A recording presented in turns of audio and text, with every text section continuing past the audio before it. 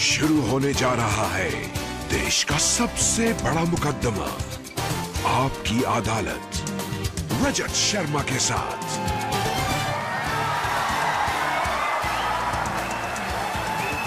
नमस्कार, आपकी अदालत में आपका स्वागत है। आज हमारे मेहमान एक ऐसी शख्सियत है जिनकी चर्चा पूरी दुनिया में है, सिर्फ भारत में नहीं, लंदन में, न्यूयॉर्क में, हर जगह इनके बारे में लोग सवाल पूछते हैं, इनके बारे में जानना चाहते हैं। ऐसी शख्सियत जिससे उत्तर प्रदेश की जनता ने प्यार और दुलार दिया, मान सम्मान दिया। ऐसा व्यक्ति जिसको अभी मुख्यमंत्री बने हुए कुछ महीने हुए हैं, लेकिन लोग बहुत सारे सवाल उनसे पूछना चाहते हैं। प्लीज वेलकम उत्तर प्रदेश के मुख्यमंत्री योगी आदित्यनाथ।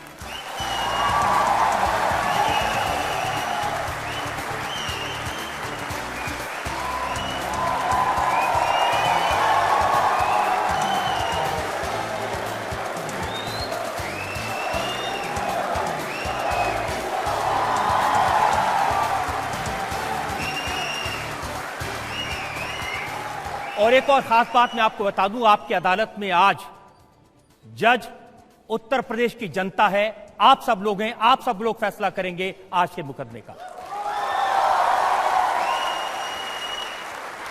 और इससे पहले कि इल्जामात और सवालात का सिलसिला शुरू करें, मैं सवाल पूछूं, सफाई मांगूं योगी आदित्यनाथ से।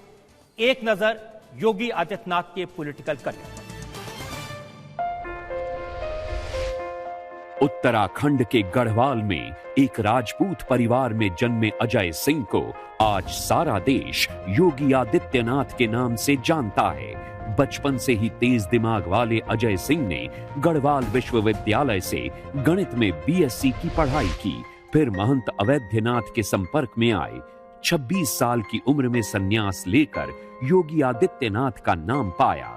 आम सन्यासियों से अलग रहकर योगी आदित्यनाथ ने धैर्य और राजनीति के बीच संतुलन साधते हुए जन सेवा का रास्ता चुना। योगी आदित्यनाथ ने गोरक्षपीठ की धार्मिक जिम्मेदारी के साथ साथ महंत जी की राजनीतिक विरासत भी संभाली। 1998 में लोकसभा चुनाव जीतकर योगी आदित्यनाथ सबसे कम उम्र के सांसद बने। लगातार 5 बार लोकसभा चुनाव जीतने वाले योगी आदित्यनाथ 2017 के विधानसभा चुनाव में बीजेपी के फायर ब्रांड स्टार प्रचारक रहे। योगी ने 175 से ज्यादा सभाएं की और बीजेपी को प्रचंड बहुमत दिलवाया। योगी आदित्यनाथ सन्यासी से चीफ मिनिस्टर बने, उत्तर प्रदेश की कमान संभाली। योगी आदित्यनाथ की दिनचर्या कड़े अनुशासन में बंधी है, विवादों से नाता है। आपकी अदालत में मुख्यमंत्री योगी आदित्यनाथ अपनी पैरवी खुद करेंगे। तो आइए मुकदमा शुरू करते हैं। आपकी अदालत में पहला इल्जाम उत्तर प्रदेश के मुख्यमंत्री योगी आदित्यनाथ। आपकी अदालत में उत्तर प्रदेश के मुख्यमंत्री योगी आदित्यनाथ पर आरोप है कि इनका दिल बड़ा कठोर है। योगी जी, आपके साथ जो कॉलेज में पढ़ते थे साथी संगी, ये कहते हैं, बीरेन बहुखंडी ने बताया कि आप 22 साल की उम्र में अचानक गायब हो गए। ऐसे वक्त जब लोग आपको प्यार करते थे, आपकी प्रखर बुद्धि की सराहना करते थे, आप बहुत अच्छे स्टूडेंट थे, लेकिन संगी साथियों को छोड़ के, परिवार को छोड़ के अचानक चले गए। देखिए, सच है, लेकिन जीवन का कोई उद्देश्य तो होना चाहिए। वह क्षण अत्यंत कठिन होता है, लेकिन वो मैंने निर्णय लिया। मैंने अपने कॉलेज के दिनों में अखिल भारतीय विद्यार्थी परिषद और इस दुनिया के सबसे बड़े स्वयंसेवी संगठन राष्ट्रीय स्वयंसेवक संघ की कार्यपद्धति को, राष्ट्र के प्रति उनके समर्पण के भाव को देखा, तो मेरे मन में आया कि मुझे भी इस दिशा में कार्य करना चाहिए।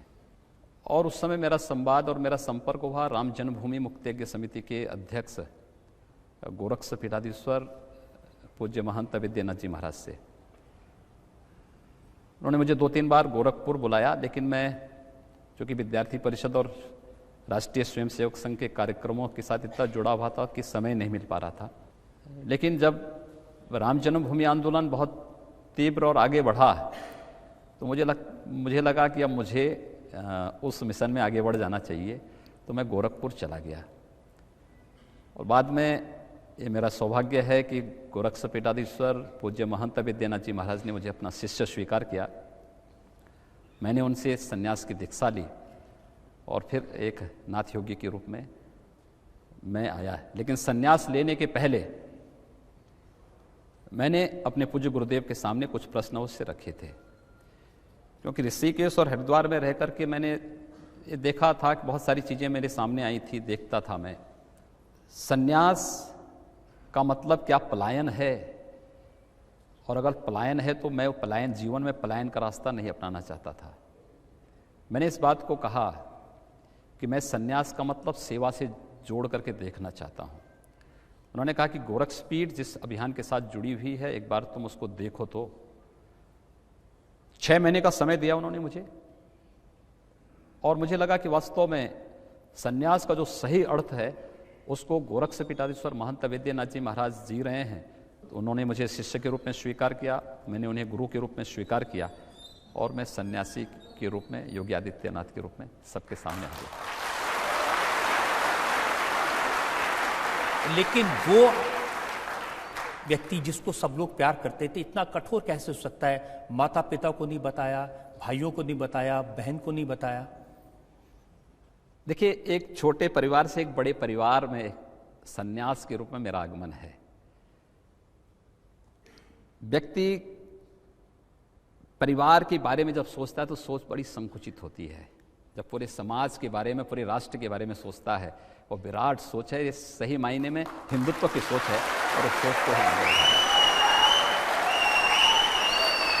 लेकिन जब आप सन्यासी बन गए, माता पिता ने आपको देखा, सिर मुड़ा लिया था, भगवा कपड़े पहन लिए थे, कानों में कुंडल था, वो तो बहुत रोए आपको देख के। हाँ, क्यों नहीं। उनके सामने मेरे पिता जो है उनको जानकारी नहीं थी, क्योंकि मैं किसी को बता के गया ही नहीं था। तो समाचार पत्रों में निकला होगा तो उनको कहीं से जानकारी मिली, तो मुझे ढूंढते ढूंढते गोरखपुर पहुंचे। मैं संजोग से मंदिर में सफाई के कार्य को देख रहा था तो मेरी नज़र अचानक पड़ी, लेकिन मैं इस भेष में कैसे उनके सामने जाऊं, मुझे स्वयं संकोच हुआ। लेकिन अब जाना था तो उन्होंने मुझे देखा तो उनकी आंखों में आंसू आ गए। लेकिन मैं उनको ढांढस बंधवाया, बिठाया, ले गया। बिठा करके फिर मैंने अपने पूज्य गुरुदेव से फ़ोन से, गोरखपुर में नहीं थे लेकिन मैंने उनको फ़ोन से सूचना दी। तो मुझे पूज्य गुरुदेव को लगा कि ऐसा नहीं हो कि मैं फिर अपने पिता के साथ चला जाऊं। तो उन्होंने मुझसे पूछा कि तुम्हारी मानसिकता क्या है। मैंने कहा नहीं, मैंने जब संन्यास ले लिया है तो मैं तो गोरखपुर में ही रहने के लिए आया हूं, लेकिन आपको वास्तविकता से अवगत कराना मेरा कर्तव्य है। मैंने आपको बताया है। उन्होंने फिर बातचीत किया, उन्होंने बताया कि भाई देखो, तो जीवन का उद्देश्य होता है। खैर, उन्होंने बाद में इसको स्वीकार भी किया कि नहीं भाई, तुम्हारा मार्ग ठीक है, तुमने जो किया ठीक किया है, अच्छा है, हमारी शुभकामनाएं हैं, हमारा आशीर्वाद है। आपके बारे में रिसर्च करते करते मुझे ये भी पता चला कि आपकी बड़ी बहन थी, 5 साल बड़ी, जो आपको पहली क्लास में जब जाते थे तो उंगली पकड़ के ले जाया करती थी जंगल के रास्ते से स्कूल। और सबसे ज़्यादा करीबी वही थी आपकी। लेकिन इतने बरस अलग रहे, 20-21 साल में आप उनसे मिले नहीं, बस 1-2 बार मिले। मैं सही बता रहा हूँ कि मैंने जीवन में जो कुछ भी सीखा है अपनी माँ और अपनी बहनों से सीखा है। वो मुझे पढ़ाते थे। मेरी माँ मुझे, यानी मुझे अक्षर का ज्ञान मेरी माँ ने कराया, लेकिन और पूरे उस स्कूली शिक्षा के बारे में भी इंग्लिश मेरी बहन मुझे पढ़ाती थी। लेकिन जब मैंने कहा ना कि एक छोटे परिवार से एक बड़े परिवार में एक सन्यासी के रूप में मेरा मिलन है, और मैंने उसको उस रूप में मैं जीवन जी रहा हूं, और पूरे समाज को एक परिवार के रूप में लेकर के आगे बढ़ने का प्रयास कर रहा हूं। अब योगी जी, मैं भी समझना चाहता हूं, देश की जनता भी समझना चाहती है, कोई ऐसा कठोर कैसे हो सकता है कि आप सन्यासी बन गए, उसके 2 साल बाद आप भिक्षा लेने के लिए अपने घर गए, अपनी माँ से भिक्षा मांगी। माँ के दिल पे क्या बीती होगी? देखिए, सन्यास का एक धर्म है वो, और उसका निर्वहन प्रत्येक को करना होता है। कि जीवन में उसको एक बार अपने परिवार से भिक्षा लेने के लिए जाना ही होगा, और मुझे लगता है कि उसका निर्वहन मैंने भी किया है।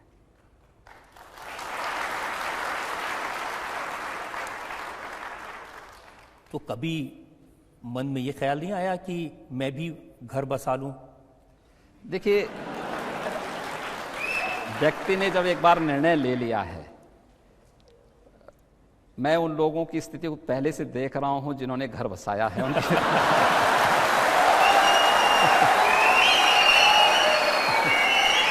तो कम से कम मैं उस टेंशन से फ्री हूं। लेकिन मेरी शुभकामनाएं होती हैं, जब कोई व्यक्ति शादी करता है तो मैं उसको शुभकामना देने, आशीर्वाद देने जरूर जाता हूं। आपकी बहन तो ये भी कहती हैं कि उनके जो छोटे छोटे बच्चे से उनसे बहुत प्यार था। कॉलेज से लौटते समय आप उनके लिए टॉफी लेके जाते थे। हाँ, क्यों नहीं, मैं आज भी कहीं जाता हूं, अब तो मुख्यमंत्री के रूप में हो सकता है बहुत भीड़ भाड़ में जाने में थोड़ा ये होता है, लोग रोकते हैं, सुरक्षा वाले रोकते हैं, प्रशासन ऐसी व्यवस्था कर देता है, लेकिन एक सांसद के रूप में भी जब मैं वो जाता था तो मैं अपने साथ 2-4-5 किलो टॉफी लेकर के या लड्डू लेके जाता था, और बच्चे मिलते थे तो उनको मैं टॉफी बांटता था। और किसी भी क्षेत्र में मैं जाता था, कहीं भी जाता था, यहाँ तक कि इलेक्शन के दौरान भी मैं कभी कभी मुझे ये तो रहता था कि इलेक्शन कमीशन इसको मान ले, लेकिन मैं ये मानता था इन बच्चों को कोई वोट तो देना है नहीं, इसलिए इलेक्शन कमीशन इस मामले में मुझे कटघरे में खड़ा नहीं कर सकता है।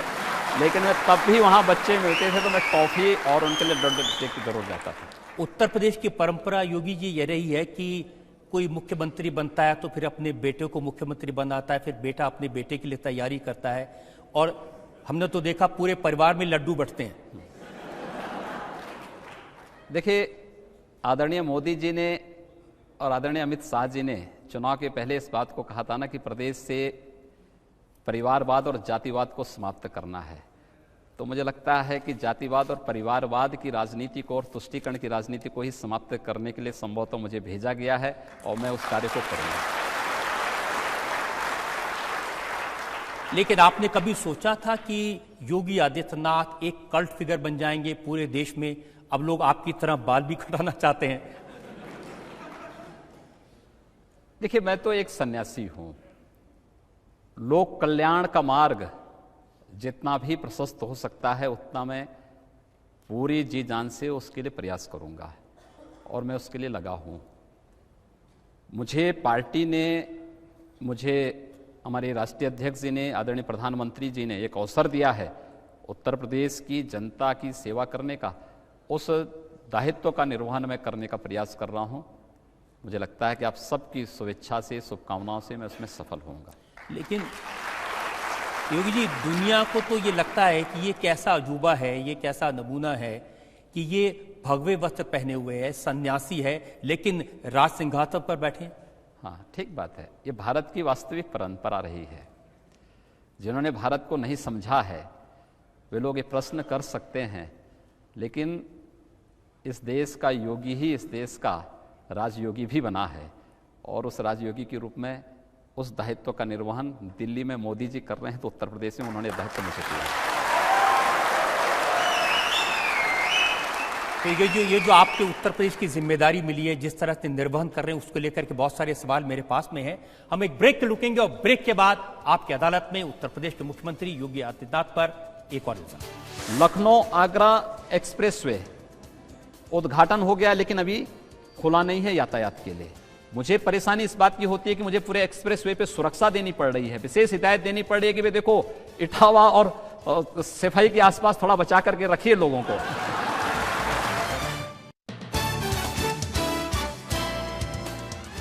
Welcome back. हम उत्तर प्रदेश की राजधानी लखनऊ में हैं, और आज हमारे मेहमान हैं प्रदेश के मुख्यमंत्री योगी आदित्यनाथ। आपकी अदालत में अगला इल्जाम। आपकी अदालत में उत्तर प्रदेश के मुख्यमंत्री योगी आदित्यनाथ पर इल्जाम है कि इन्होंने लोगों को झूठे सपने बेच दिए। अब यह इल्जाम मेरा नहीं है, उत्तर प्रदेश के पूर्व मुख्यमंत्री अखिलेश यादव का है।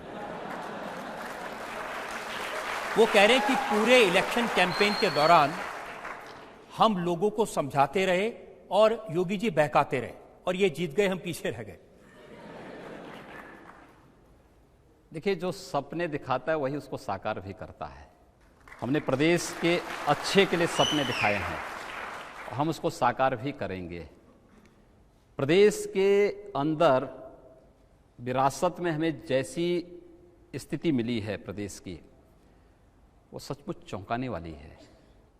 कोई अनुमान करेगा उत्तर प्रदेश, देश का सबसे बड़ा राज्य, देश का सबसे बड़ा लोकतंत्र, 22 करोड़ आबादी की जनसंख्या का प्रदेश, जिस प्रदेश या प्रदेश अगर एक देश होता तो दुनिया का 5वां बड़ा देश होता है। और इस प्रदेश में 1.5 लाख किलोमीटर की सड़कें गड्ढायुक्त हों, 5 जिलों को छोड़ करके बाकी किसी भी जिले में बिजली 2 से 3 घंटे 4 घंटे से अधिक न मिलती हो, जहां पर शिक्षा हो, स्वास्थ्य हो, पेयजल का हो, बुनियादी सुविधाओं का नितांत अभाव हो, स्वच्छता की रेटिंग को जब सामने आती है देश के, तो इसमें 100 गंदे शहरों में 52 उत्तर प्रदेश के आते हैं। और जब हम प्रदेश के दायित्व को हम लोगों ने निर्वहन किया तो प्रदेश का खजाना एकदम खाली था। अखिलेश यादव ये सच कहते हैं कि आखिर हम इन सपनों को पूरा करेंगे कैसे, लेकिन ये प्रदेश ये सपने साकार करेंगे हम लोग और उस दिशा में हमने कदम बढ़ाए हैं। योगी जी वो तो कहते हैं कि उन्होंने जो सड़क बनवाई उसको जो देख लेगा वो उनकी वाहवाही करेगा। वो कहते हैं उन्होंने भवन बनवाए, उन्होंने फव्वारे लगवाए, उन्होंने तो जयप्रकाश की भवन के ऊपर तरणताल स्विमिंग पूल बनवा दिया। तो यही तो करते रहे लोग। इस प्रदेश का दुर्भाग्य यही है। मैंने आपको कहा ना, 1.5 लाख किलोमीटर की सड़कें गड्ढा युक्त थीं। और सही बताऊं मैं आपको, मैं चुनाव के दौरान जब कहीं जाता था तो मुझे गड्ढा युक्त सड़कें दिखती थीं। अगर मुझे रात्रि हो जाता था तो अगर किसी दूसरे स्टेट से हमें यूपी में आना होता था 19 मार्च 2017 के पहले, तो जहां से अंधेरा प्रारंभ होता था समझ लीजिए उत्तर प्रदेश की सीमा शुरू हो गई है।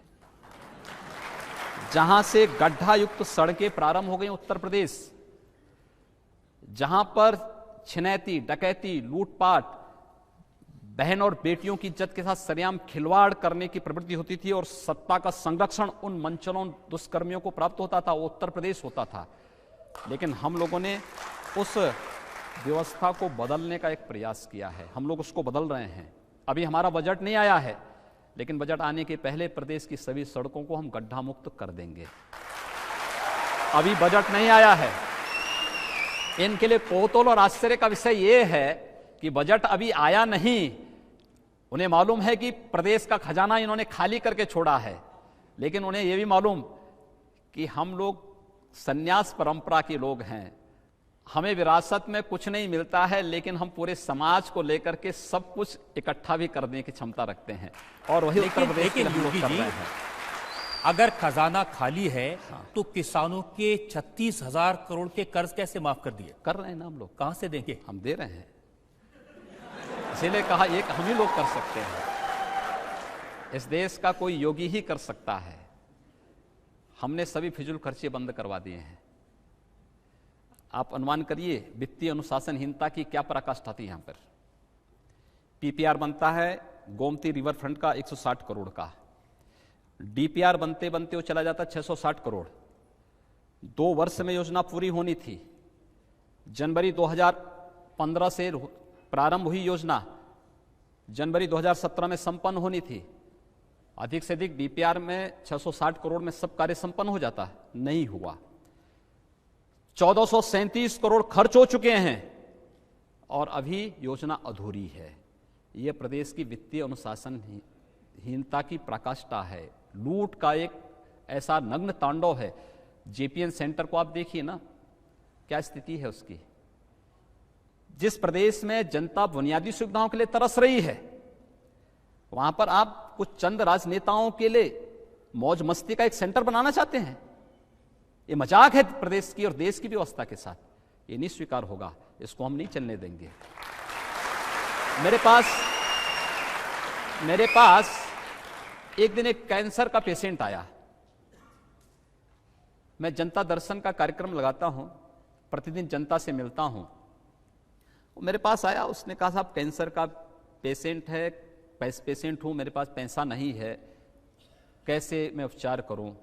मैंने कहा आपको हॉस्पिटल में भर्ती करवा देते हैं, वहां से आप एस्टिमेट बनवा लीजिए, जो खर्चा आएगा प्रदेश सरकार देगी उसको।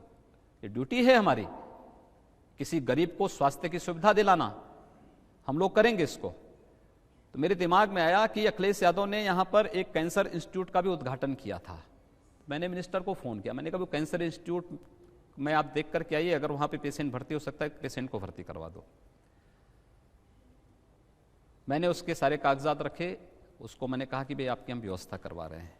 हमारा मंत्री वहां जाता है, हमारे मंत्री ने जाने के बाद मुझे बताया कि साहब कैंसर इंस्टीट्यूट का केवल एक ढांचा खड़ा है, वहाँ ना बेड है, ना वहाँ पे कीमोथेरेपी की व्यवस्था है, ना वहाँ रेडियोथेरेपी की व्यवस्था है, ना वहाँ कोई डॉक्टर है, ना कोई वहाँ पैरामेडिकल का स्टाफ है। तो मैंने कहा उद्घाटन के समय तो बेड थे, कहा वो तो KGMU से बेड लाए गए थे, फिर वापस चले गए हैं। ये यहाँ की सच्चाई है विकास की। लखनऊ आगरा एक्सप्रेसवे उद्घाटन हो गया, लेकिन अभी खुला नहीं है यातायात के लिए। और यातायात के लिए खुलेगा कैसे? सुरक्षा के सबसे अधिक डकैती तो उनके गृह जनपद में पड़ती है उस एक्सप्रेसवे पे। मुझे परेशानी इस बात की होती है कि मुझे पूरे एक्सप्रेसवे पे सुरक्षा देनी पड़ रही है, विशेष हिदायत देनी पड़ रही है कि भाई देखो इटावा और सफाई के आसपास थोड़ा बचा करके रखिए लोगों को। और सफाई बनाने की बात कर रहे हैं, लेकिन सफाई के और उसके आसपास क्या कुछ घटित हो रहा है, बहुत वैसी यानी अफसोसजनक स्थिति है। ये एक कार्यक्रम में अखिलेश जी की बात सुन रहा था, वो कह रहे थे कि हमने ऐसा गार्डन बनाया है जो लंदन के हाइड पार्क जैसा है, उसमें जाके बैठे तो बड़ी अच्छी हवा आती है। मुझे लगता है कि प्रदेश की जनता इन नमूनों को उन्हीं गार्डनों में बिठाने के लिए भी तैयार बैठी है, और ये होगा जरूर। लेकिन आप तो जनता से वादा कर रहे हैं, किसानों से वादा किया, आपने जनता से वादा किया कि हम आपको 24 घंटे बिजली दे देंगे। अगर पैसा नहीं हो तो बिजली कहां से लाएगी? हम दे रहे हैं ना। और हमने बाबा साहब भीमराव अंबेडकर की जयंती से प्रदेश के अंदर पहले 5 जिलों में बिजली मिलती थी। हमने कहा 70 जिलों ने क्या गुनाह किया था। पहले मैंने कहा इन 5 जिलों की बिजली भी काटो। समाजवाद है तो समान रूप से होना चाहिए, और फिर राष्ट्रवाद है, हम सबको समान रूप से बिजली भी देंगे। 75 जिला मुख्यालयों पर 24 घंटे बिजली, तहसील मुख्यालयों पर 20 घंटे बिजली, ग्रामीण क्षेत्रों में 18 घंटे की बिजली की व्यवस्था हम लोगों ने कर दी है। हम लोगों ने टोल फ्री नंबर भी जारी कर दिया है 1912। ट्रांसफार्मर जलता है ग्रामीण क्षेत्र में 48 घंटे के अंदर, शहरी क्षेत्र में 24 घंटे के अंदर आप इसको बदलिए किसी भी स्थिति में। ये कार्रवाई प्रारंभ हुई है। एक जर्जर व्यवस्था है, हमने पावर फॉर ऑल पर साइन किए हैं। हम लोगों ने इस बात को कहा है कि 18 अक्टूबर 2018 से हम 24 घंटे विद्युतीकरण ग्रामीण और शहरी क्षेत्र में देंगे, लेकिन मैंने उसके साथ एक शर्त और जोड़ी है कि हम बिजली देंगे सबको, लेकिन मेरा अनुरोध होगा लाइन लॉस कम करिए।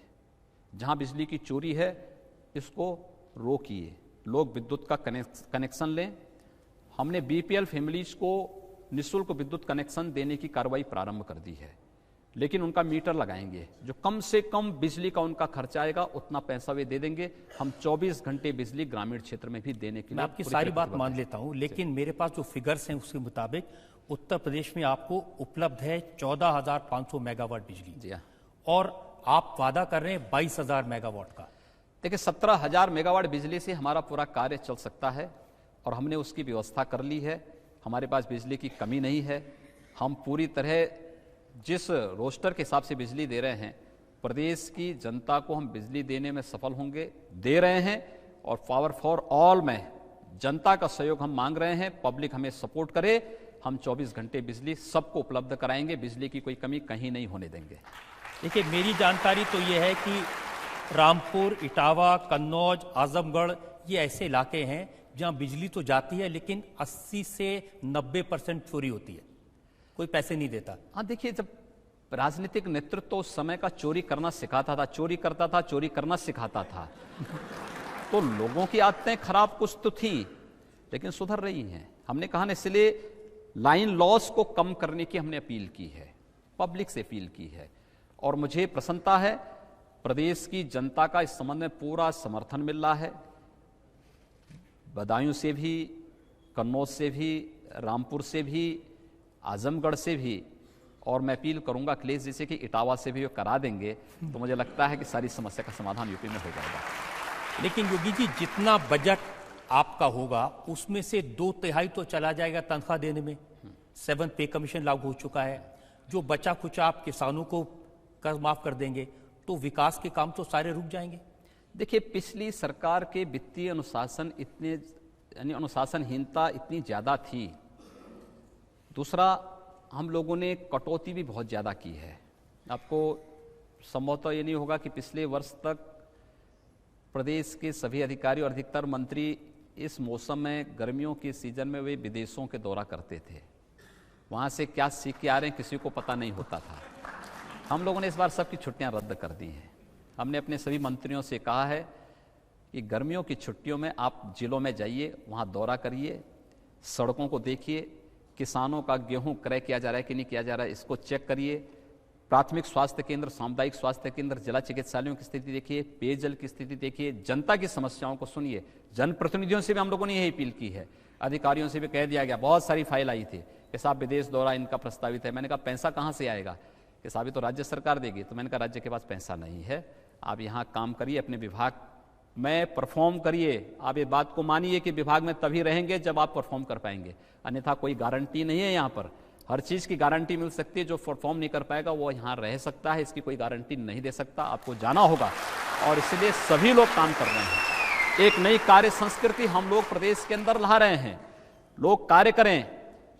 मैं स्वयं 18 से 20 घंटे कार्य करने को तैयार हूं, मेरे मंत्री कार्य करने को तैयार हैं, प्रशासन भी उसके साथ सहयोग करें। और मुझे प्रसन्नता सब लोग कैसे मुकाबला करेंगे? आपने तो अपने घर के सारे एयर कंडीशनर निकलवा दिए। देखिए, मुझे लगता है कि एयर कंडीशन ही हर जगह के लिए नहीं, पूरे प्रदेश में क्या प्रदेश की जनता एयर कंडीशन में रह रही है क्या? वैसे भी मेरा ये मानना है कि जो एयर कंडीशन भी लगाए हैं वहां पे टेम्परेचर 26 से ऊपर ही होना चाहिए, नीचे नहीं होना चाहिए। क्योंकि भाई हम लोग कार्य कर रहे हैं, टेम्परेचर 25 और 26 के बीच में रखते हैं, तो हम अगर धूप में भी निकल जाएंगे तो हम पे असर नहीं पड़ने वाला है। लेकिन जो 20 और 18 के टेम्परेचर में रह रहा होगा, बाहर जाएगा तो लू की चपेट में सबसे पहले आएगा। इसलिए लू की चपेट में ना आए, इसलिए हम लोगों ने लोगों के सामने कुछ। अब योगी जी, एसी आप लगाने नहीं देंगे, गर्मी में छुट्टी पर बाहर जाने नहीं देंगे, ये तो बड़ा अत्याचार है। अत्याचार नहीं है, एक कार्य संस्कृति। प्रदेश की 22 करोड़ जनता जिन स्थितियों में रह रही है, हमें उन स्थितियों में से उनको उभारने के प्रयास करने चाहिए। हम लोग प्रयास कर देंगे तो मुझे लगता है कि हम लोगों का सार्वजनिक जीवन में आना सार्थक हो जाएगा। आप जब बने थे मुख्यमंत्री तो आपने देखा दफ्तर कैसे चलते थे? हाँ, देखिए, बड़ी खराब स्थिति थी। मैंने जब शुरू दिन इस बारे में इच्छा व्यक्त की कि भाई अब तो मुख्यमंत्री पद की शपथ ले लिया है, मुख्यमंत्री क्या होता है मुझे भी नहीं जानकारी है, तो मैंने कहा कार्यालय मुझे जाना है। भाई कहा साहब 11 बजे के बाद आइए आप। तो मैंने कहा कार्यालय 11 बजे खुलते हैं क्या? मैंने संसद तो देखी थी कि 11 बजे से संसद चलेगी शाम 6 बजे तक, लेकिन कार्यालय 11 बजे से शुरू होते हैं। तो गए, मैंने मंत्रिमंडल के अपने सभी सहयोगियों से एक बात के लिए आग्रह किया था। मैंने कहा यार देखो, पहले दिन कार्यालय आप जाएंगे तो बैठिएगा मत। आदरणीय प्रधानमंत्री जी का जो एक मिशन है, स्वच्छ मिशन, स्वच्छता मिशन, स्वच्छ भारत अभियान, उस स्वच्छ भारत मिशन के तहत पहले दिन हम लोगों को जिस कार्यालय में बैठना है, उस कार्यालय में स्वच्छता के कार्यक्रम को अंजाम देना है।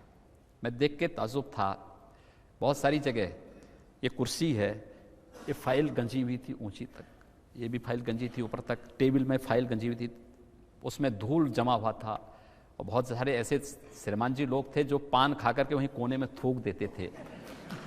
तो मैंने लोगों से पूछा, मैंने कहा भी तुम लोग तो प्रदेश सरकार को इतना ज़्यादा नुकसान पहुंचा रहे हो, ये सब फाइल में धूल पड़ा हुआ है, ये टीबी हो जाएगी तुम्हें तो, और टीबी का उपचार फिर पैसा सरकार को ही खर्च करना पड़ेगा, इसलिए अच्छा होगा ये सब ठीक करो, ये फाइल ऐसे पड़ी नहीं रहनी चाहिए। हमने एक सिटीजन चार्टर लागू करवाया। आज एक सप्ताह से अधिक किसी एक विभागाध्यक्ष के पास फाइल रहेगी तो उसको जवाब देना होगा। 3 दिन से अधिक किसी के यहाँ फाइल रुकी ही नहीं सकती, अगर रुकेगी तो उसकी जवाबदेही भी तय होगी। ये नहीं चल सकता है। प्रदेश की जनता के टैक्स से हमें वेतन मिलेगा, हमें सुविधाएं मिलेंगी, और हम उसके साथ इतना बड़ा अन्याय करें, वो महीनों महीनों भटकता रहे, ये नहीं हो सकता है। उस सिटीजन चार्टर को हम लोगों ने लागू किया।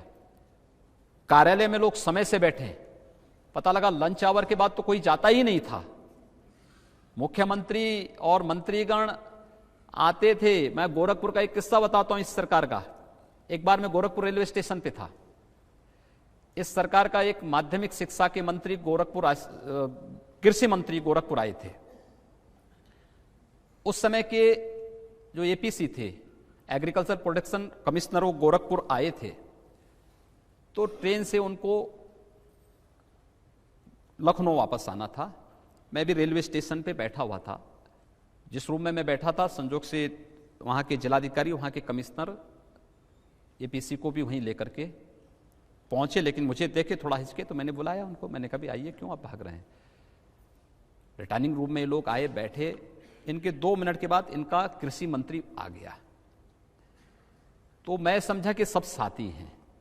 तो कृषि मंत्री को मैंने अपने बगल में, एक कार्यकर्ता बैठता, मैंने को हटा कर कहा, मैंने कहा भी देखो ये कृषि मंत्री है, इनको बैठने दो। मैंने एपीसी से पूछा, मैंने कहा आप कब आए। उन्होंने कहा कि मैं सुबह आया था। मैंने कहा क्या कोई कार्यक्रम था। उन्होंने कहा हाँ, एक एग्रीकल्चर पर एक संगोष्ठी थी, उसी में आया था। मैंने कहा यहाँ गन्ने में पायरिया कीड़ा लग रहा है और सैकड़ों हेक्टेयर यहाँ पर गन्ने की फसल किसानों की खराब हुई है, इसके बारे में आप लोगों ने कोई प्लान तय किया है। उन्होंने कहा हमें जानकारी नहीं। मैंने कहा भी आप आखिर कैसी संगोष्ठी कर रहे हैं, ये पूर्वी उत्तर प्रदेश गन्ना उत्पादक क्षेत्र है। फिर मेरी नजर पड़ी, मैंने कहा भी कृषि मंत्री तो यहीं गोरखपुर के ही हैं। मैंने कहा ये कृषि मंत्री ने बताया नहीं। अब आश्चर्य करेंगे कि कृषि मंत्री को एपीसी नहीं पहचानते थे, उनका एग्रीकल्चर सेक्रेटरी नहीं पहचानता था, और मैंने अपने सामने परिचय कराया। तो मैंने एग्रीकल्चर मिनिस्टर से पूछा, मैंने कहा तुम कब से कृषि मंत्री हो। उसने कहा 6 महीने से। मैंने कहा 6 महीने से तुम्हारे अधिकारियों से कोई परिचय नहीं। कहा मैं कार्यालय कभी कभी जाता हूं। ये अराजकता थी, ये अराजकता थी। हमने कहा ये सब नहीं चल सकता है। अब इसको बदला आपने? पूरी तरह बदल चुका है, और जो कुछ बचा होगा 100 दिन आने दीजिए, वो सब बदल करके हम लोग रख देंगे। लेकिन कुछ खबरें अखबारों में आती हैं, जैसे आपने कहा कि वीआईपी कल्चर खत्म कर दिया, आप एक साधारण व्यक्ति की तरह रहते हैं, लोगों से मिलते हैं। एक हमने पढ़ा कि 27 मई को कुशीनगर के दलितों से मिलने गए, तो उनको प्रशासन की तरफ से शैम्पू और साबुन बांट दिए गए कि योगी जी आए तो खुशबू लगा के आना। देखिए, शैम्पू और साबुन जो है ये खुशबू का प्रतीक नहीं है। इंसेफ्लाइटिस के खिलाफ हमारा अभियान है, और इस अभियान की सफलता इस बात पे निर्भर करती है कि हम स्वच्छता के प्रति कितने जागरूक हैं। देखिए, मैं पिछले 20 वर्षों से इंसेफ्लाइटिस के खिलाफ लड़ रहा हूं, और आज उत्तर प्रदेश के 38 जिले इस बीमारी से प्रभावित हैं, और देश के अंदर लगभग 171 जिले इससे प्रभावित हैं। मैं इस निष्कर्ष पर पहुंचा हूं कि इसका उपचार नहीं है, इसके केवल जागरूकता और बचाव, इसके 2 माध्यम हो सकते हैं। और जागरूकता में स्वच्छता का और शुद्ध पेयजल का। स्वच्छता हो, शुद्ध पेयजल उपलब्ध हो जाए, तो इंसेफ्लाइटिस फिर कभी वहां पर कोई प्रभाव नहीं डाल सकती। स्वच्छता की दृष्टि से लोगों को साबुन बांटना कोई बुरी बात नहीं। अगर किसी दलित को, किसी कमजोर व्यक्ति को स्वच्छता के लिए साबुन बांटा है प्रशासन ने, उसमें कोई बुराई नहीं। स्वच्छता के प्रति जागरूकता के लिए उनसे कहा गया कि आप स्नान करिए, तो ये जागरूकता का हिस्सा होना चाहिए। और मैं तो कहता हूं हर व्यक्ति के लिए अनिवार्य होना चाहिए कि प्रतिदिन उसको स्नान करना चाहिए, प्रतिदिन उसको दांतून करना चाहिए, अपने नाखून उसको काट करके इस लायक बनाने चाहिए कि वह किसी को चुभो भी न सके, और साथ साथ उस गंदगी से स्वयं बीमारी से ग्रसित भी न हो सके। ये अनिवार्य होना चाहिए। और मैं तो चाहूंगा कि जैसे मैंने बाल रखे छोटे छोटे, वैसे सभी लोग रखेंगे तो और समस्या का समाधान हो जाएगा। एक और घटना अखबारों में आई कि एक शहीद के घर आप गए थे। हाँ। आप पहुंचे उसके पहले उसके घर में एसी लगा दिया, सोफे लगा दिए, टेबल लगा दी, कालीन लगा दिया, आप गए तो फिर वो सब हटा दिया। देखिए, प्रशासन की ये गलती थी, प्रशासन को ये नहीं करना चाहिए था। मैं एक शहीद के प्रति सम्मान व्यक्त करने के लिए जा रहा हूं, और उस शहीद के प्रति सम्मान व्यक्त करने का मतलब उसके परिवार के लोगों के साथ, उनके दुख के साथ अपनी संवेदना जताने के लिए। किसी भी शहीद का सम्मान देश के लिए सर्वोच्च सम्मान होता है, और मुझे लगता है कि वह प्रशासन की गलती थी, उनकी जवाबदेही तय की गई वहां पे। भाई, एक मेरे लिए एसी लगाने की आवश्यकता क्या थी? दूसरा, जब मैं वहां था तो मुझे तो पसीना वैसे आ रहे थे जैसे लोगों को और पसीने थे क्योंकि वहां पर तो भयंकर गर्मी थी उस गांव की। क्योंकि जिस दिन शहीद वो हमारा वो जवान शहीद हुआ था, बीएसएफ का जवान था, लखनऊ में एक आवश्यक कार्यक्रम में मुझे यहां रहना था। मैंने अपने कैबिनेट मंत्री को वहां भेजा था। रात्रि को 12 बजे मेरे पास फोन आता है कि साहब ये लोग दाह संस्कार नहीं कर रहे हैं। तो मैंने कहा क्यों? तो कहा ये कह रहे हैं कि प्रधानमंत्री और मुख्यमंत्री आए। तो मैंने कहा बात कराओ मुझसे। रात 12:30 बजे मेरी उस परिवार से बातचीत हुई, शहीद के बड़े पुत्र से मेरी बातचीत हुई। मैंने कहा क्या यह संभव है कि प्रधानमंत्री या मुख्यमंत्री हर जगह जाएं? अगर ये संभव है तो मुझे तो आने में कोई दिक्कत नहीं, मैं तो आऊंगा ही, और मैं जहां जा रहा हूं वहां मेरा प्रयास होगा कि हर शहीद के घर में मैं जाऊंगा। लेकिन हम किसी की शहादत को संकीर्ण राजनीतिक दायरों में कैद करके न रखें। हमारे लिए महान बलिदान है ये, पूरा समाज इससे प्रेरणा ले रहा है। उसने कहा महाराज जी बोल रहे हैं? मैंने कहा हाँ मैं बोल रहा हूं। कहा बस आपसे मुझे बात करनी थी, आप गोरखपुर आएंगे तो क्या आएंगे? मैंने कहा मेरा गोरखपुर का कार्यक्रम लगेगा तो मैं जरूर वहां आऊंगा, और मैं इसलिए वहां गया था। मैंने वहां उस परिवार के प्रति सम्मान व्यक्त किया, उस परिवार के उस शहीद के स्मारक को बनाने के लिए मैंने वहां कहा है, उनके नाम पे इंटर कॉलेज हम बनाने जा रहे हैं। लेकिन मीडिया की नजरें इंटर कॉलेज और स्मारक पे नहीं गया, उस परिवार को दी जाने वाली सहायता पे नहीं गया, लेकिन उस पंखे पर एसी पे चला गया तो मुझे उसमें बड़ा आश्चर्य हुआ कि ये चीजें हुई। लेकिन वो प्रशासन की गलती थी, क्योंकि प्रशासन को मैंने पहले से सख्त इस बात के लिए किया है कि देखो भाई, मैं कहीं जाऊंगा मेरे लिए कोई विशेष व्यवस्था करने की आवश्यकता नहीं। मेरे कारण प्रयास हो कि पब्लिक को परेशानी न हो, लेकिन मैं कहीं जा रहा हूं, मेरी मजबूरी बन जा रही है। एक बिगड़ी हुई व्यवस्था में हॉस्पिटल को, मंडी को, किसी सड़क को, किसी तालाब को, किसी स्कूल को जाकर के निरीक्षण करना, देखना पड़ रहा है एक सिस्टम को ठीक करने के लिए। मीडिया की नजर तो आप पर इसलिए भी रहती है कि आपसे अपेक्षा ऐसी है। कोई और मुख्यमंत्री जाता एसी लगा देते, एक क्या 4 लगा देते, गलत पूछता नहीं। मैंने कहा ना वो गलत था, और उसके लिए उनकी जवाबदेही भी तय की गई, और सख्त हिदायत है कि आगे से इस प्रकार की कोई व्यवस्था कोई करेगा तो मैं कार्रवाई करूंगा, स्वयं कार्रवाई करूंगा ऐसे लोगों के खिलाफ। और कहीं यह न हो कि सार्वजनिक स्थल पर ही ऐसे लोगों को अपमानित होना पड़े, वो चीजें आगे से कतई न हो, इस प्रकार की हिदायत स्पष्ट दी गई थी। लेकिन यह सही है कि जो पिछली सरकार ने योजना शुरू की थी, एक कार्यक्रम में अखिलेश यादव बोल रहे थे, वो कह रहे थे कि हमने 18 लाख लैपटॉप बांटे, और ऐसी योजनाओं को उन्होंने एम्बुलेंस की व्यवस्था की, उन सब चीजों को आपकी सरकार ने बंद कर दिया। देखिए, हमारी सरकार किसी भी अच्छी योजना जो उत्तर प्रदेश की जनता, उत्तर प्रदेश की बहन बेटियों, उत्तर प्रदेश के नौजवानों, उत्तर प्रदेश के किसानों के हित में होगी, उसको किसी को हम बंद नहीं करने जा रहे हैं। हमारे लिए, हम लोग राजनीतिक जीवन में, सार्वजनिक जीवन में इसलिए नहीं आए हैं कि किसी के प्रति राजनीतिक प्रतिशोध की भावना से कार्य करें। इतनी फुर्सती कहां है कि व्यक्ति प्रतिशोध किसी से निकाल सके। यहां पे तो श्वास लेने की फुर्सत नहीं, लेकिन जो प्रदेश के हित में होगा हम उसको लागू करेंगे। लेकिन जो केवल उनके स्वयं के हित के लिए थी, उनको तो हमें रोक लगानी ही चाहिए, और रोकेंगे भी हम। खास तौर से बहुत सारी ऐसी योजनाएं थी, आप अनुमान करेंगे 3500 करोड़ रुपए केवल समाजवादी पार्टी के कार्यकर्ताओं को पेंशन देने के नाम पर। 3500 करोड़ ये नहीं चलेगा, ये सब बंद होगा। और कहीं ऐसा ना हो कि ज्यादा मांग करेंगे तो जांच शुरू हो जाएगी, तो कहीं जांच शुरू होते होते उसकी वसूली न प्रारंभ हो जाए। इसलिए गनीमत रहे, वो वहीं तक सीमित रहे तो अच्छा होगा। इसी प्रकार से तमाम अन्य योजनाओं में। और ये कौन एम्बुलेंस की बात कर रहे हैं? एनएचएम के अंतर्गत भारत सरकार स्वयं देना चाहती है पैसा। 150 लाइफ सपोर्ट एम्बुलेंस जिसमें मॉनिटर हैं, वेंटिलेटर्स हैं, ऐसी 150 एम्बुलेंस भारत सरकार 2014 में मोदी जी के प्रधानमंत्री बनने के बाद उन्होंने हर जिले के लिए 2-2 कार्डियक एम्बुलेंस उपलब्ध करवाने के लिए वो किया। प्रदेश सरकार ने नहीं लिया। ऐसा ना हो कि ये एम्बुलेंस जनता के हित में आए और फिर मोदी जी को श्रेय न मिल जाए, भारतीय जनता पार्टी को श्रेय न मिल जाए। इसलिए हम लोग आए, 1 महीने के अंदर हमने सभी एम्बुलेंस मंगाई, हर जिले में 2-2 लाइफ सपोर्ट एम्बुलेंसेस हम लोग दे दी। और उसकी महत्ता को देखते हुए हम लोगों ने फिर अनुरोध किया कि हमें 100 और एम्बुलेंस उपलब्ध करवा दें। आज हम लोग 100 नई और एम्बुलेंस मंगा रहे हैं। बड़े जिलों में हम 1-1, 2-2 और उपलब्ध करवाएंगे। लेकिन प्रदेश की जनता का हित जिससे भी होगा उस प्रकार की योजनाओं को प्रदेश में हम बड़ी मजबूती के साथ बिना लॉन्ग लपेट के हम लोग लागू करेंगे। योगी जी, बहुत सारी अपेक्षाएं हैं लोगों की आपसे, बहुत सारे जनता के भी सवाल होंगे।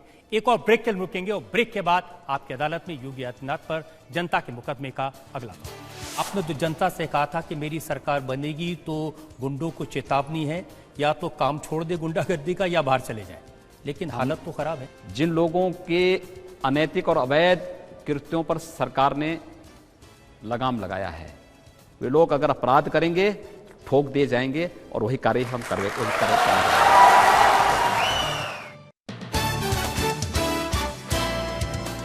Welcome back. हम लखनऊ में हैं और हमारे साथ हैं उत्तर प्रदेश के मुख्यमंत्री योगी आदित्यनाथ।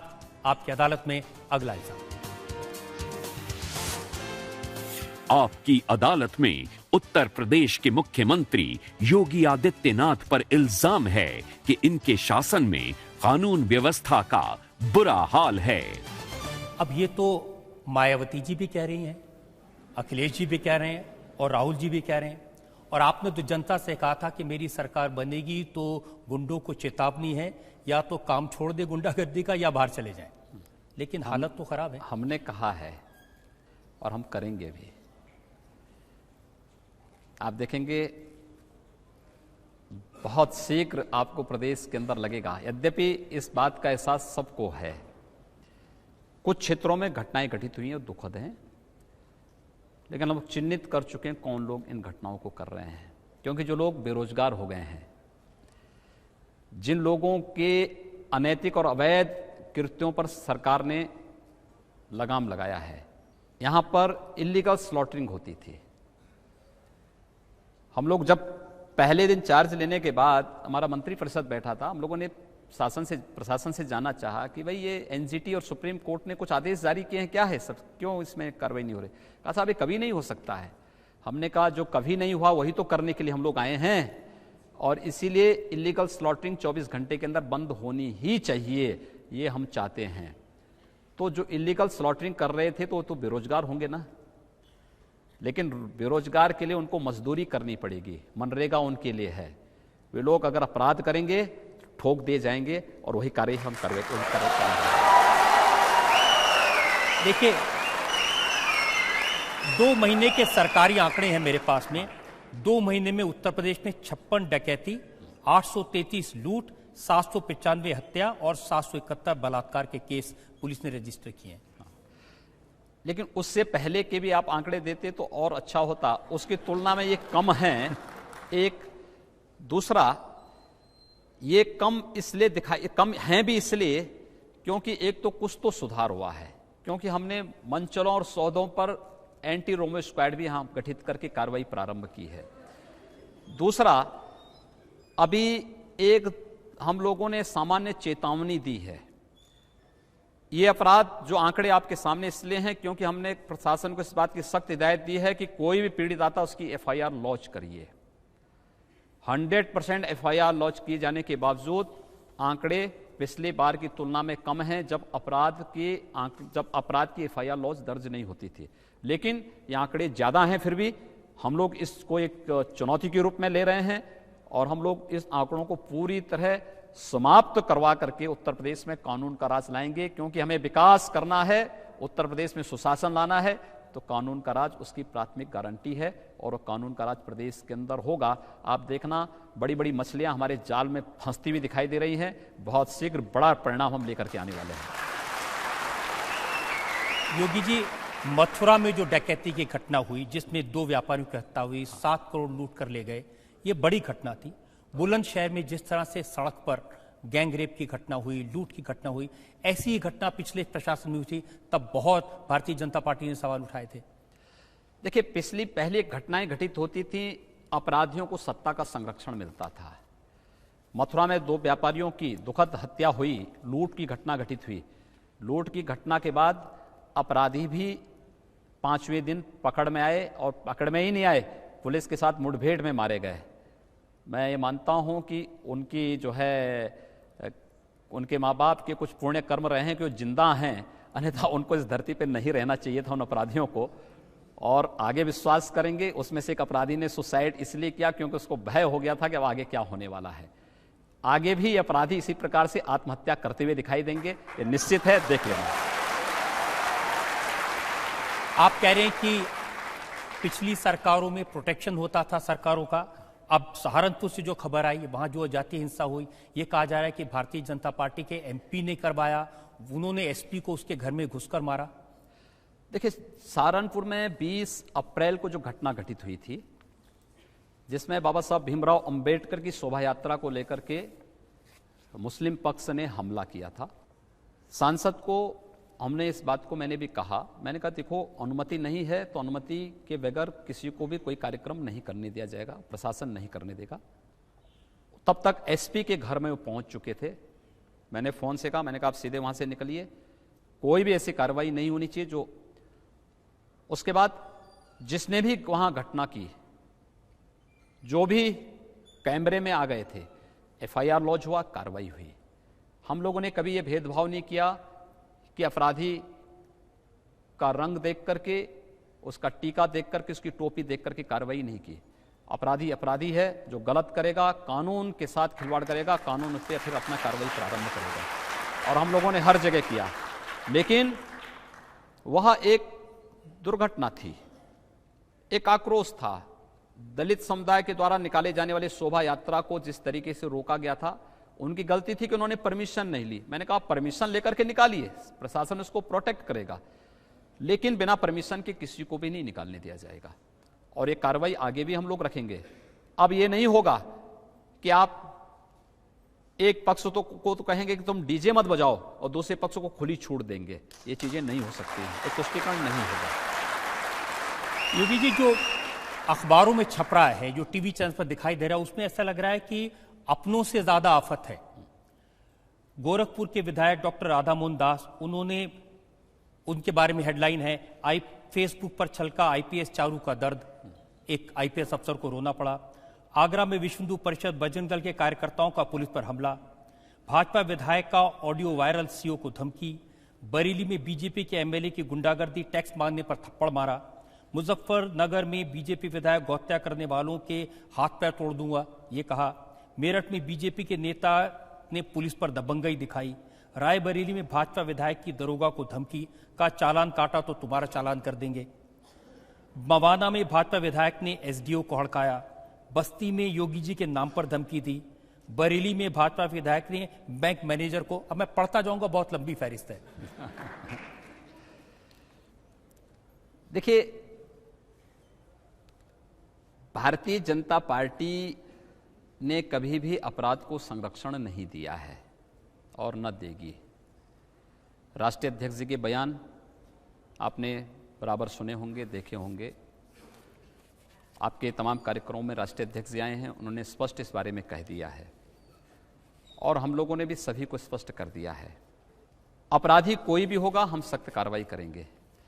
लेकिन सत्ता है, थोड़ा बहुत भी आप श्वास नहीं लेने देंगे भारतीय जनता पार्टी के सांसद और विधायकों को, तो उसको भी मैं किस रूप में देखूंगा। लेकिन फिर भी हम कह रहे हैं कि कानून को हाथ में नहीं लेने देंगे और कानून के अनुसार ही प्रदेश चलेगा, किसी व्यक्ति के कहने पर नहीं, और न किसी ऐसे व्यक्ति के दबाव में कोई प्रशासन कार्य करे। मुझे लगता है प्रशासन को इस बात की सख्त हिदायत है कि फ्री हैंड काम करें, निष्पक्ष काम करें, बिना किसी भय के आप कार्य करें, हमें रिजल्ट चाहिए।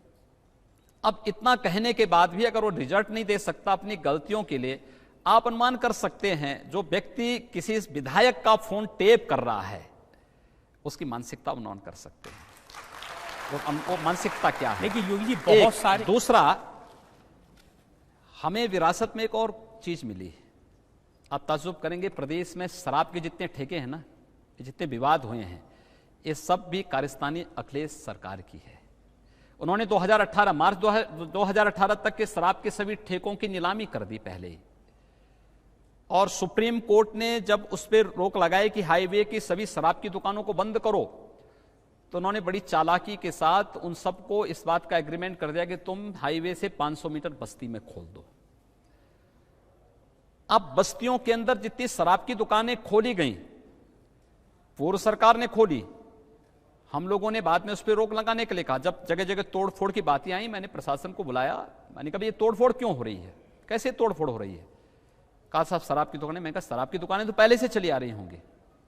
कहा नहीं साहब इस प्रकार का हुआ। हमने कहा भी क्या अखिलेश यादव को इस बात का उनके पास अधिकार था कि वह जब सत्ता में नहीं थे या सत्ता में उनको नहीं रहना है तो वह पहले ही एडवांस में 2 साल का शराब का ठेका दे दे, लेकिन तब भी उन्होंने दिया है।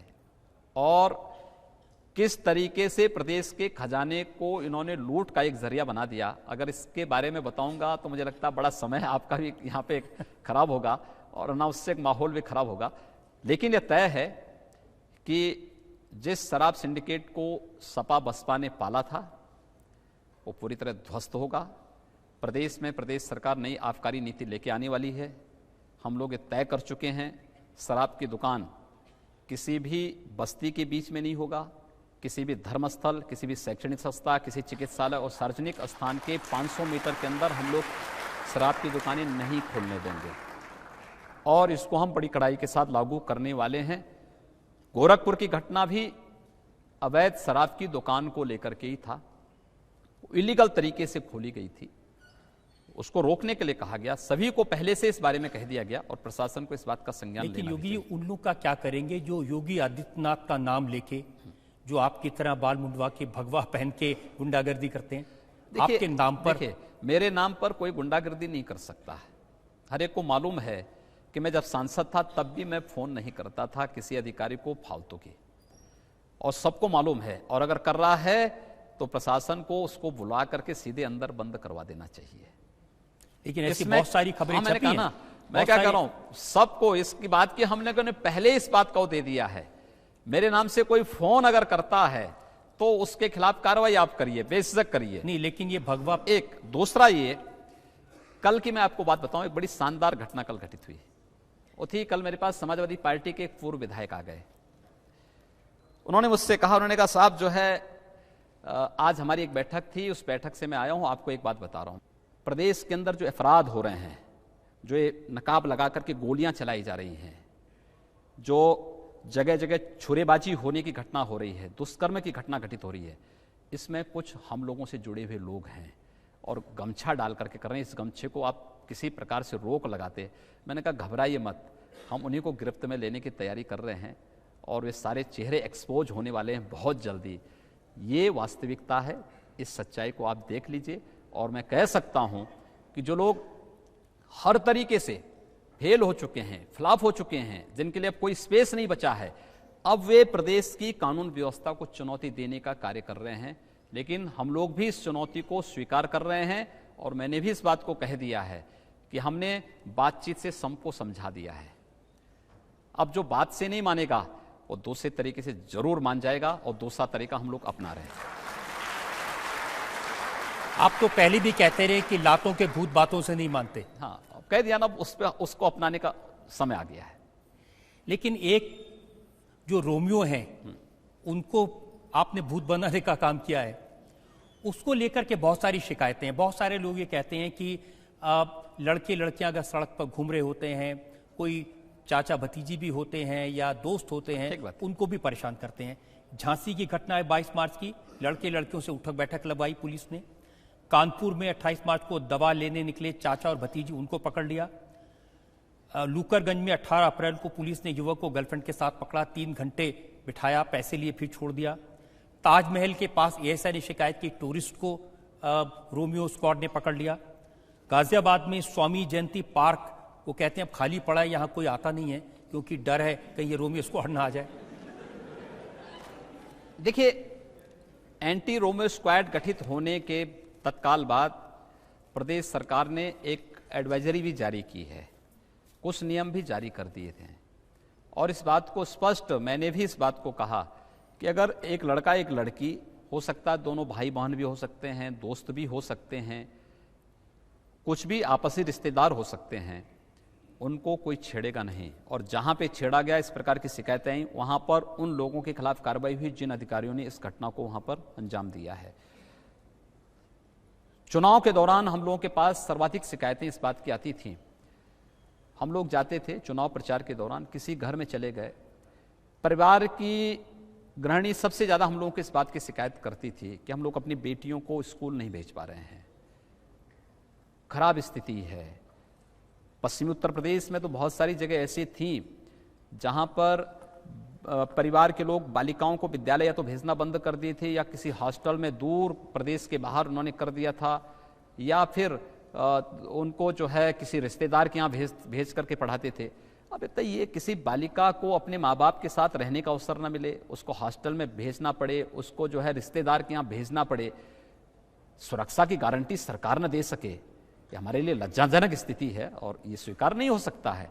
इसलिए हम लोगों ने कहा कि नहीं, एक कार्रवाई होगी। और एंटी रोमियो स्क्वाड केवल तात्कालिक परिस्थिति के लिए नहीं था, एक निरंतर चलने वाली प्रक्रिया होगी। प्रदेश में हम इसको और तीव्र गति से लागू करेंगे, बहन और बेटियों की सुरक्षा सुनिश्चित करेंगे। बस इतना आश्वासन दे दीजिए कि उत्तर प्रदेश में प्यार मोहब्बत करने वालों को कोई नहीं पकड़ेगा। मैंने कहा ना, उसके लिए तो पहले एडवाइजरी जारी हो चुकी है। प्यार और मोहब्बत के लिए कहीं कोई दिक्कत नहीं, लेकिन प्यार और मोहब्बत के नाम पर कोई झूठ और फेराब नहीं होना चाहिए।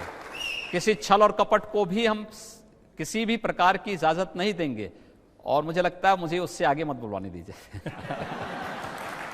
क्योंकि रिसर्च करते करते मुझे पता चला, आप जिस कॉलेज में पढ़ते थे तो 50 स्टूडेंट थे, सिर्फ 3 लड़कियां थी, तो वहां तो स्कोप था नहीं कोई। ऐसा नहीं है, देखिए ऐसा नहीं है, ये समाज है। इस समाज के अंदर हम लोगों को कहीं ना कहीं उस प्राचीन व्यवस्था के संस्कार देने पड़ेंगे जहां गांव की बेटी सबकी बेटी, गांव की बहन सबकी बहन मानी जाती थी।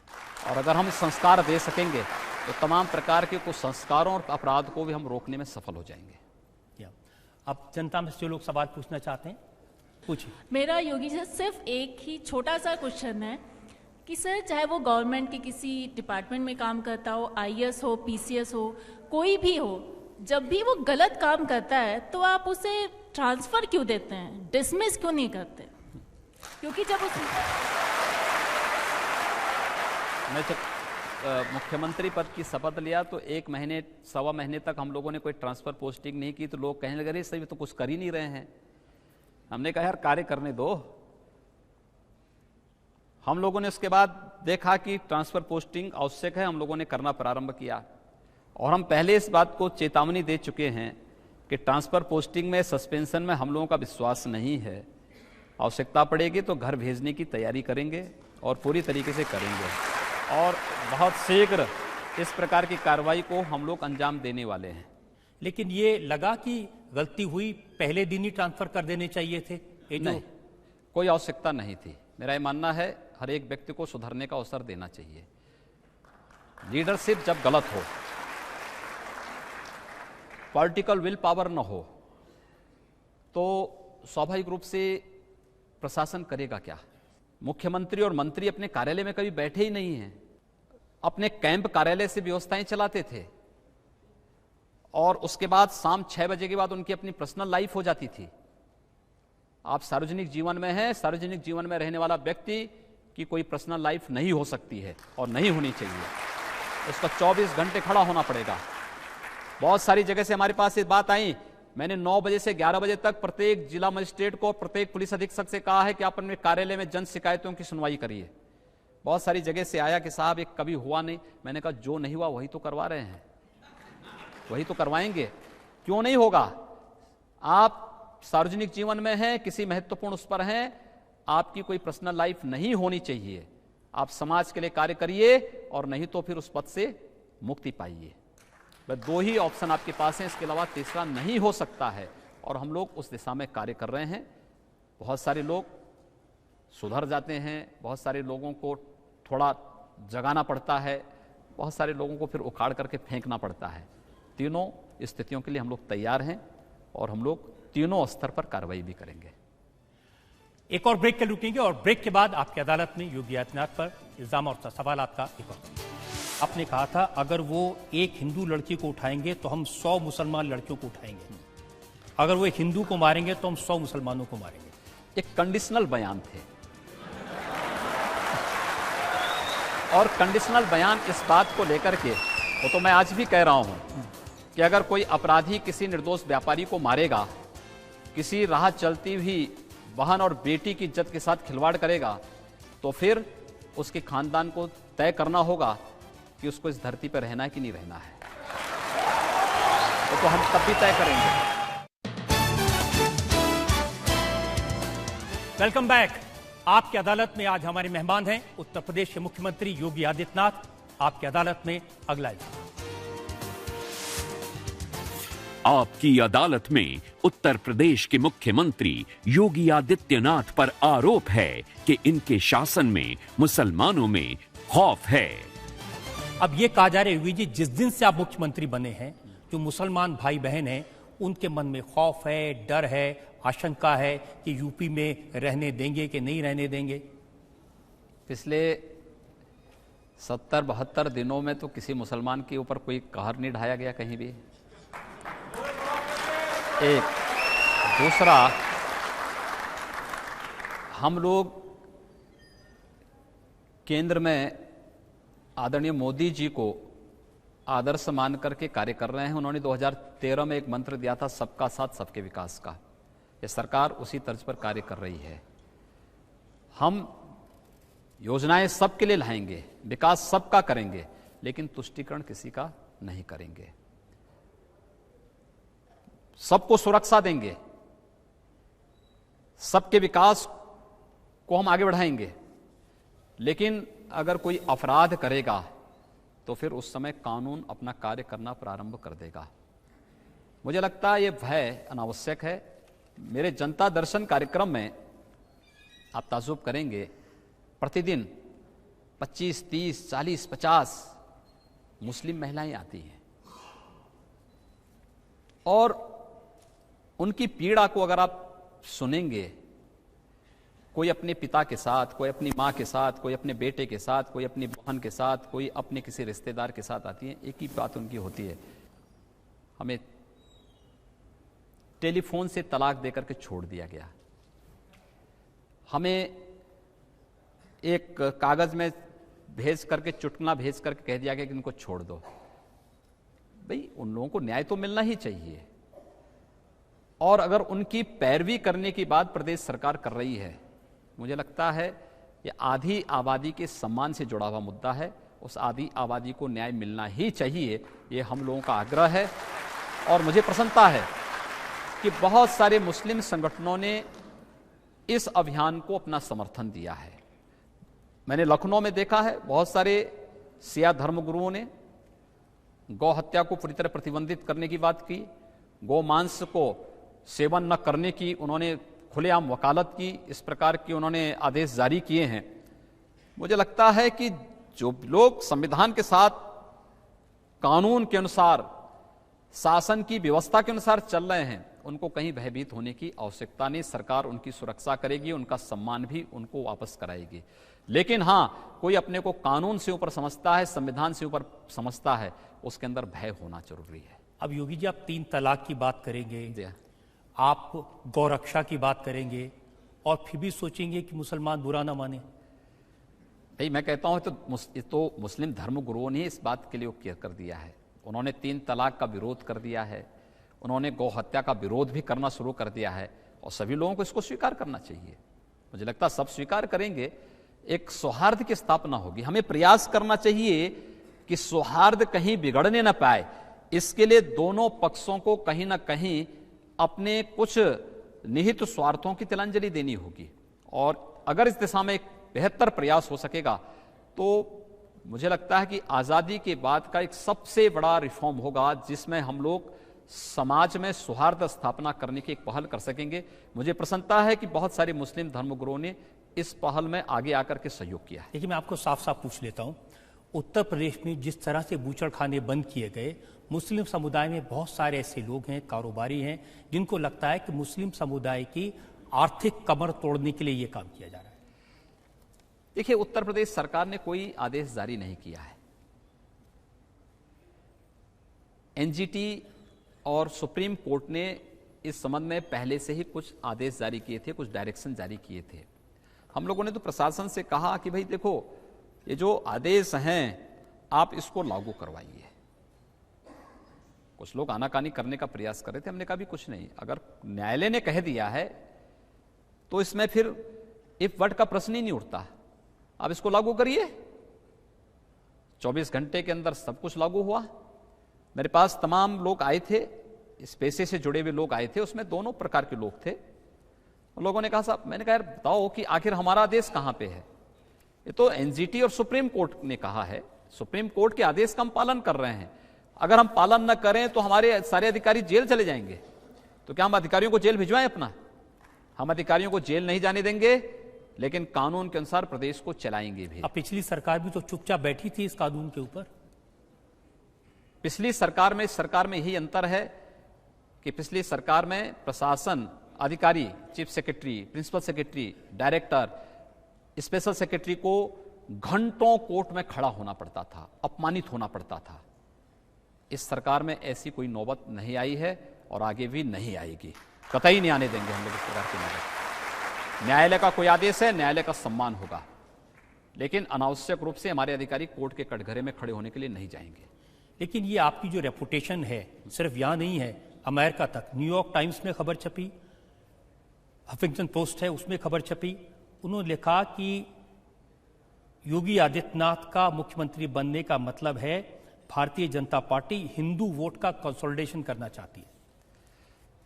मैं नहीं समझ पा रहा हूं कि हिंदू तो दुनिया का सबसे उदार मनुष्य है। दुनिया के अंदर कोई ऐसा व्यक्तित्व बताइए कि जिसने इतनी उदारता के साथ दुनिया के किसी मत, किसी मजहब या किसी सेक्ट को अपने यहां सम्मान दिया हो, फलने फूलने का अवसर दिया हो।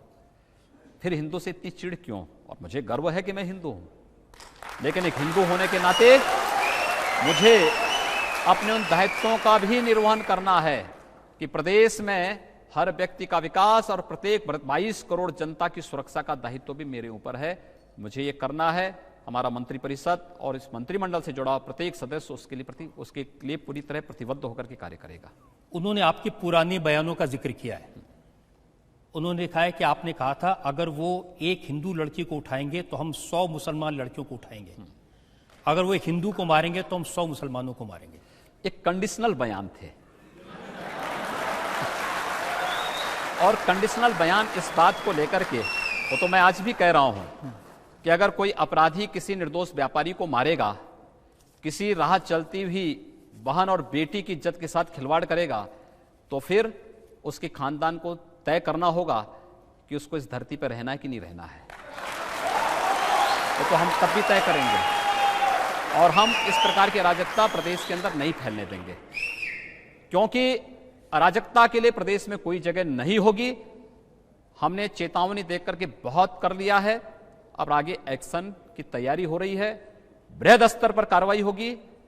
गुंडे अपराधी या तो जेल के अंदर होंगे या प्रदेश से बाहर होंगे या अन्यत्र कहीं होंगे, लेकिन हम लोग उनको सड़कों पर खुलेआम अराजकता और जंगल राज की स्थिति पैदा करने की छूट नहीं देंगे। ये बयान पिछले बयानों के ही साथ जुड़े हुए बयान है। योगी जी, आपके बहुत सारे लेख हैं जो उद्धृत किए गए हैं। अब एक का टाइटल है खतरे में हिंदू, दूसरे का टाइटल है सावधान ये इस्लामी आतंक है, आतंक का गढ़ आजमगढ़, और फिर लिखा है कि लातों के भूत बातों से नहीं मानते। ये सब कहीं ना कहीं भाई, ये तो एक तो पाकिस्तान से जुड़ा होगा। हाँ, लातों के जुड़ा है। पाकिस्तान के बारे में क्या बोलो। आजमगढ़ की स्थिति आपने देखा होगा कि 2008 में मुझ पर स्वयं हमला हुआ था और हमले की पूरी जानकारी तत्कालीन प्रशासन को थी। पूरे रिकॉर्ड उनके पास हैं कि हमला कहाँ से संचालित हो रहा है, कौन लोग मुझ पे कहाँ हमला करने वाले हैं। यानी अगर मुझे आजमगढ़ के पहले मेरे एक कार्यकर्ता के द्वारा हल्की सूचना नहीं दी गई होती कि देखिए आगे कुछ होने जा रहा है, हमें इस बात की आशंका है, क्योंकि इसमें कुछ एक आध पुलिस वालों के नाम भी सामने आए थे, तो मुझे लगता है कि मैं इस धरती पे ही नहीं रहता। मैंने अपनी गाड़ी ही बदल दी और मैंने उसमें अपने 2-3 सतर्क कार्यकर्ताओं को रखा कि भाई देखो हमला होगा, गाड़ी की चिंता मत करना, तुम लोग पहले निकल करके बाहर भागना। 11वें नंबर गाड़ी में मैं था। मैं अपनी गाड़ी गेस्ट हाउस में ले गया, 3रे नंबर पर मैं चला गया। बाकी मैंने सब कुछ ऐसे रहने दिया। 10, 11 और 12 इन 3 गाड़ियों को निशाना बना करके इतनी उसके साथ उनको बिल्कुल वो कर दिया गया था। तो कार्यकर्ताओं को पहले से सावधान कर दिया गया था, तुरंत निकल करके बाहर हो गए, बचाव कर लिया उन्होंने। ये जो स्थितियां थी, देश एक समय, आपको लगता नहीं कि देश के अंदर जितनी भी आतंकी घटनाएं घटित होती थी उन सब के सूत्र कहीं ना कहीं आजमगढ़ से जुड़ते जा रहे थे। रोका गया, रोकेंगे, हम प्रदेश के अंदर कहीं भी ऐसी स्थिति नहीं आने देंगे। और अगर कोई इस प्रकार की घटनाओं को, जो समाज विरोधी हो, जो राष्ट्र विरोधी हो, इस घटनाओं को अंजाम देने का प्रयास करेगा, प्रश्रय देगा, तो सख्ती के साथ ऐसे तत्वों को कुचलने का कार्य भी हम लोग करेंगे। इसमें किसी प्रकार का हम लोगों को कोई संकोच नहीं होगा। देखिए, मैं आपको याद दिलाता हूं आपने क्या लिखा था। आपने लिखा, आज आजमगढ़ इस्लामी आतंकवाद का गढ़ बन गया है। देश दुनिया में आतंकवाद की कोई घटना, इसके सूत्र प्रत्यक्ष अप्रत्यक्ष रूप से आजमगढ़ से जुड़े होते हैं। न हो यह असंभव है। यह आतंक इस्लाम के नाम पर है, इसलिए इस्लामी आतंकवाद है। ये तो दुनिया कह रही है, ये मैं थोड़े कह रहा हूं। दुनिया इस बात को स्वीकार कर रही है और मुझे प्रसन्नता है कि आजमगढ़ ने काफी सुधार किया। अन्यथा हर मामले में बटला हाउस कांड आजमगढ़ से जुड़ता था। देश के अंदर कहीं कोई घटना विस्फोट होता था, उसमें सूत्र वहां से जुड़ते थे और उसी में तमाम इस देश के सेकुलरिस्ट वहां जाकर के ऐसे तत्वों को प्रश्रय भी देते थे। तो ये जो स्थितियां थी, देखिए, आखिर रावण को मारने के लिए भगवान राम को धनुष बाण उठाना ही पड़ा और कंस को मारने के लिए कृष्ण को सुदर्शन उठाना ही पड़ा। अगर शांति से ही सारी चीजें हो जाती, ये मैं भी जानता हूं कि मैं चेतावनी दे रहा हूं, तब भी बहुत सारे अपराधी ऐसे होंगे जो सुधरेंगे नहीं। उनको ठीक करने के लिए हमें सख्त कदम उठाने तो पड़ेंगे ही, और मैं इस बात को जानता हूं और अंततः उसी निष्कर्ष पर हम लोग पहुंचेंगे और ये होगा। लेकिन आपकी इमेज ऐसी बनी है क्योंकि आप ऐसी बातें कहते रहे। अब देखिए, आपने लिखा, देश का एक वर्ग ऐसा भी है जो आतंकवाद के साथ इस्लाम शब्द जोड़े जाने का विरोध करता है, पर क्या उन्हें यह नहीं मालूम कि केवल भारत ही नहीं, पूरी दुनिया में इस्लाम और अल्लाह के नाम पर मौतों की संख्या क्यों बढ़ती जा रही है? क्यों रोज रोज निरपराध हिंदुओं की हत्या होती है? आप चले जाइए ना, अफगानिस्तान से लेकर के सूडान तक और पूरे उस क्षेत्र को आप देख लीजिए, ISIS के नाम पे क्या हो रहा है। क्यों नहीं उसको कंडेम किया जाता है? क्यों इस प्रकार की स्थितियों को इस देश के अंदर और पूरी दुनिया के मौलवी इसके खिलाफ एक फतवा जारी करके लोगों को इसके प्रति जागरूक करते हैं? मुझे लगता है जिस दिन जागरूक कर देंगे, एक बड़ी आबादी तबाह होने से बच जाएगी। जो लोग ये मानते हैं कि हम दुनिया को नष्ट करके स्वयं जीवित रह पाएंगे, उनकी गलतफहमी है।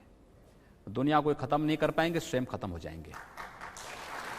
देखिए, ये आपका लेख है, जब भारत का राष्ट्रत्व जगेगा, भारत माता सिंघनी की तरह दहाड़ उठेंगी, तब जागृत हिंदू महाकाली की तरह आतंकवादियों के नरमुंडों की माला पहनकर अपनी रक्तिम लपलपाती जिह्वा से आतंक के पर्याय नर पिशाचों का रक्तपान करेगा।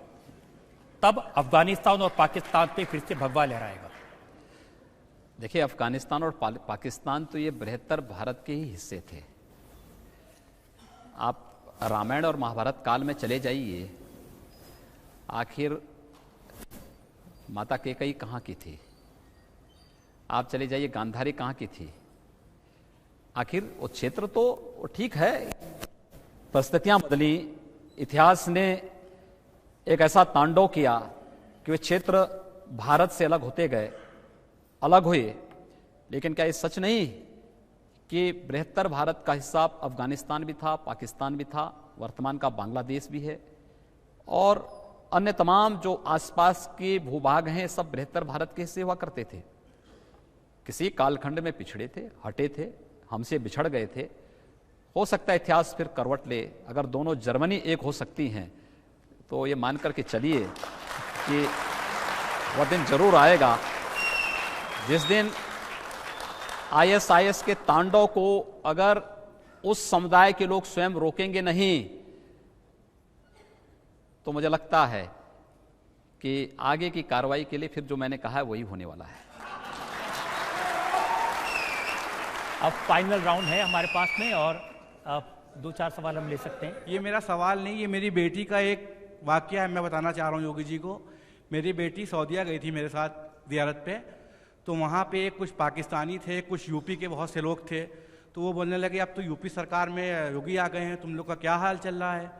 तो मेरी बेटी ने जवाब दिया कि जो स्कूल के बाहर गुंडे होते थे वो नहीं खड़े होते हैं, और जो मेडिकल कॉलेज में या जो प्रशासन में लोग देखने जाते थे, आज वो ऐसा मुख्यमंत्री आया है हमारा सीएम कि वो देखने जाता है उनको, उनका स्वास्थ्य का हाल देखता है और उनकी तारीफें करता है।